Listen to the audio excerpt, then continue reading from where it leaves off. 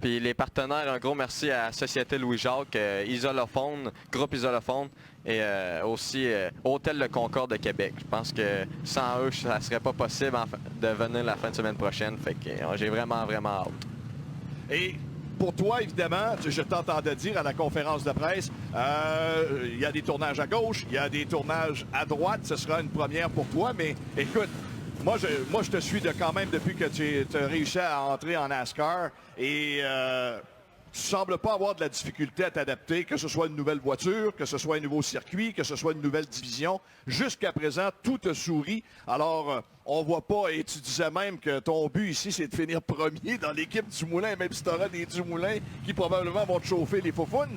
Mais ceci étant dit, pour toi, tu as les deux mains sur le volant, puis il n'y a rien d'autre qui compte, c'est d'aller chercher le drapeau à damier. Ouais, ben, le drapeau à damier, c'est... On y va fort, c'est sûr. À toutes les courses, on aime aller chercher... On vise le drapeau à damier, mais... Regarde, ici, je suis là pour prendre de l'expérience. C'est une nouvelle adaptation pour moi, le circuit routier. Mais j'ai essayé plusieurs voitures cette année, puis ça a toujours bien été. Mais là, c'est un autre style de pilotage. Puis je pense que je vais compétitionner avec les meilleurs au Canada puis au Québec en NASCAR pour le circuit routier. Fait que quand on compétitionne avec les meilleurs, ben c'est comme ça qu'on devient le meilleur. Fait que c'est ça que je vise. Puis on va essayer d'apprendre puis d'être meilleur à toutes les fois qu'on embarque sur la piste. Et pour terminer, Raphaël, qu'est-ce qui t'attend d'ici la fin de la saison après le Grand Prix de Trois-Rivières? Après le Grand Prix de Trois-Rivières, j'ai une course le 15 août à Bristol, au Tennessee, avec Kyle Busch Motorsport en camionnette. ça, c'est le cas de dire que tu es dans une écurie vraiment extraordinaire. Oui, puis après ça, on s'en va avec David Gilliland Racing en camionnette le 25 août à Mosport. Ça va être une autre expérience en circuit routier. Fait que je pense que Trois-Rivières va m'aider énormément pour aller faire mes débuts en circuit routier en camionnette. Raphaël, le mot de Cambronne, merde. Et on a très, très hâte de te voir en piste le week-end prochain. Le deuxième week-end du 50e anniversaire. 50e anniversaire, un pilote recru qui pourrait gagner. On ne peut pas demander mieux. Merci, Raphaël. Un gros merci. Merci. Raphaël Lessard, qui donc sera dans la série NASCAR Pinties le week-end prochain. On espère que vous serez très nombreux. Oui, il y a Raphaël, il y a les Dumoulin, il y a Ranger, il y a Tagliani, et il y a le Donald Teague et tous les autres. Le jeune Marc, il va se faire chauffer sur le circuit routier ici au Grand Prix de Trois-Rivières. Ah, ils ont tous faim, les petits vieux. Et puis, je dis ça avec tout le respect qu'on leur doit. Mais le petit jeune aussi, il a faim. Absolument. Revenons à nos moutons, Marc, parce que là, c'est la grande classe qui est en piste. Oui, effectivement. Gage McAllister qui n'a pas enregistré de temps pour le moment. Oui. J'allais dire n'a pas enregistré de temps. Parce qu'il fallait qu'il fasse un tour de réchauffement pour commencer. Alors, il réalise le meilleur temps à son premier passage. Surveillez bien, chers amis, qui êtes tout le tour du parcours. La moto numéro 1, c'est celle de Gage McAllister. Cette année, il sera en quête d'une 5e victoire de suite ici à Trois-Rivières. Mais surtout, regardez-le lorsqu'il arrive à l'entrée du triple saut. Toute l'extension qu'il se donne pour réussir ce triple saut. Oui, et puis il y a des cheveux longs, blonds, là, ici. Avec... il y a quelqu'un, une demoiselle qui va vite. Ça prend du courage. Oh là là, d'attaque, hein? Alors, on y va. Alors, il va arriver bientôt. Et là, il pourchasse. La moto numéro 17, c'est celle de M. Laforge. Laforge qui est un vétéran également dans cette série. Oui, Jake Laforge, deuxième meilleur temps, 54,05. Alors que McAllister a enregistré 53,48. McAllister, il a passé toute la fin de semaine à date avec les cheveux tout ramassés en arrière. Il était pas long. Fait que là, je pas des cheveux longs. Je reconnais pas tout de suite que c'est McAllister, en fait.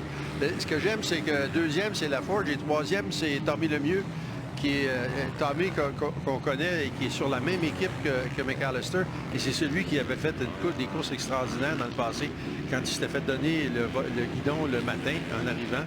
Et puis, il avait pas... C'était pas entraîné. Il avait trouvé ça dur. La journée de dimanche avait été longue et dure. Absolument. Alors là, McAllister qui... écoutez, je ne peux pas vous dire actuellement qu'est-ce qu'il cherche sur la piste, qu'est-ce qu'il fait, mais ça fait un tour complet qu'il regarde derrière lui. Est-ce qu'il cherche quelqu'un? Est-ce qu'il cherche un compétiteur avec qui il voudrait peut-être essayer des choses? Mais là, il semble parti. Là, il est vraiment dans un tour rapide. Devrait faire le triple saut dans quelques secondes. Oui, puis l'autre chose, c'est que je pense, regardez, les gars savent qui s'en vient. On a entendu le pneu et je sais d'où on est. Bon, là, voilà Tommy Lemieux, le 55, son coéquipier. Veut-il le suivre? Veut-il apprendre davantage? Mais là, en principe, McAllister est à pleine vitesse, devrait nous donner... Regarde encore à l'arrière. Non, mais là, McAllister a ralenti. Est-ce que ça se pourrait que McAllister veuille cacher sa ligne, sa trajectoire de Lemieux pour ne pas lui montrer exactement où il va? Il n'a pas fait le triple saut en grand. Regarde, il a un regard constant à l'arrière. Ouais, j'ai l'impression qu'il ne veut pas donner des trucs. Je pense que tu as raison. Ben, voilà, là, il laisse passer Lemieux. Oui. Laisse passer le 117. Il cherche, je pense, à être seul. Oui, on est sur la même équipe, mais on tire chacun son côté de la couverte. C'est correct. C'est de bonne guerre. C'est sa vie, hein? C'est sa carrière. C'est parce que le problème dans le cas de McAllister, c'est parce que même s'il n'y a personne en arrière de lui, il est tellement vite qu'il va peut-être rattraper ceux qui sont en avant. Absolument. Alors, il va toujours avoir quelqu'un en arrière de lui. C'est exactement ce qu'il est en train d'essayer de faire. Il est en train d'essayer de se trouver de la piste ouverte. Et là, j'ai hâte de voir si Lemieux... J'ai pas vu passer Lemieux derrière lui. Est-ce que Lemieux aurait ralenti lui aussi? Bon, voilà. Là, McAllister se donne un élan. Ralentit encore. Non, là, je pense que McAllister n'est pas à l'aise sur la piste actuellement. Voudrait... Ouais, il va juste faire un voilà. Il n'est pas à l'aise pour l'instant. Tant qu'il n'aura pas réussi à avoir ce qu'il veut sur la piste, il va continuer, je pense, à exécuter cette routine. Pendant ce temps-là, ben, il a toujours le meilleur temps, 53-48. Jake Laforge, le 17, en 53-82. Tommy Lemieux, troisième meilleur temps, 54-55. Oui. Et Tommy, qui, l'an dernier, de toute façon, avait réussi justement à bien s'adapter à la piste de Trois-Rivières et ne fait pas encore exception à la règle dans cette première journée. Le jeune... attendez, on l'a enlevé de devant moi.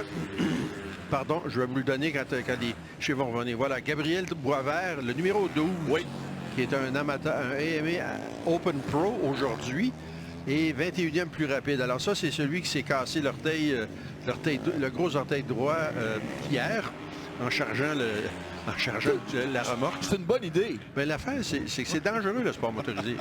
Même charger le camion, c'est dangereux. Se fracturer un orteil à la veille du Grand Prix, ça, c'est une très, très bonne idée. Non, mais évidemment, elle n'a pas fait exprès. C'est un malheureux incident dans son cas. Et tu lui as parlé, justement, tantôt, après la séance de pratique. Et c'est pas évident pour lui là, de piloter aujourd'hui avec un orteil fracturé. Quand le pied droit touche à terre, ça fait mal.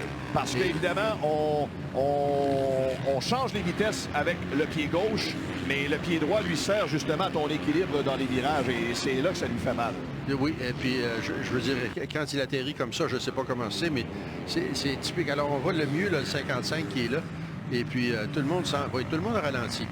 Tommy Lemieux, pilote de Shawinigan, et évidemment, le sait que McAllister est dur à battre, c'est son coéquipier.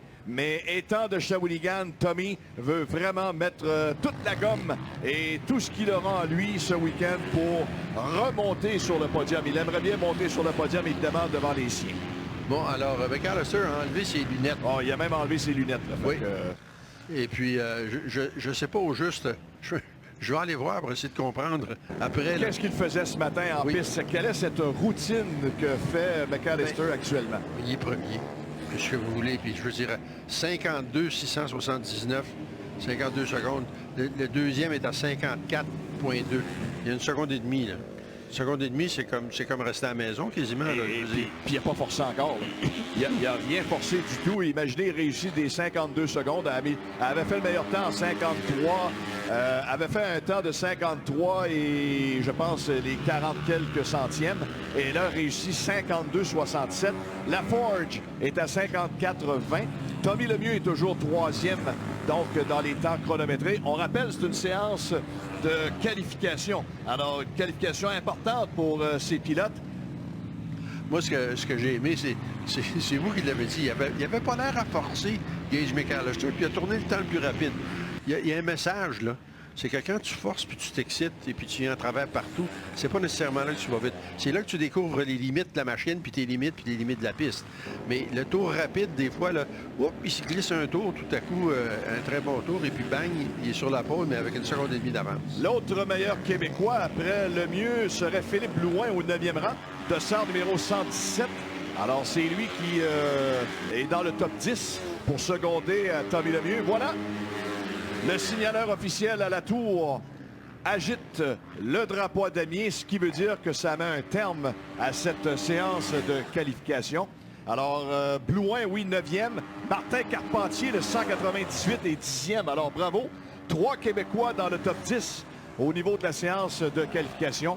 Et on vous le rappelle, M. McAllister, Gage McAllister, qui réussit encore une fois le meilleur chrono. Et imaginez, partir en tête sur la grille de départ pour Gage McAllister, c'est assez difficile pour les autres pilotes, à moins d'une mauvaise manœuvre de McAllister ou d'un bris mécanique. Marc, McAllister sera cavalier seul dès le départ. Je ne prévois pas de bris mécanique.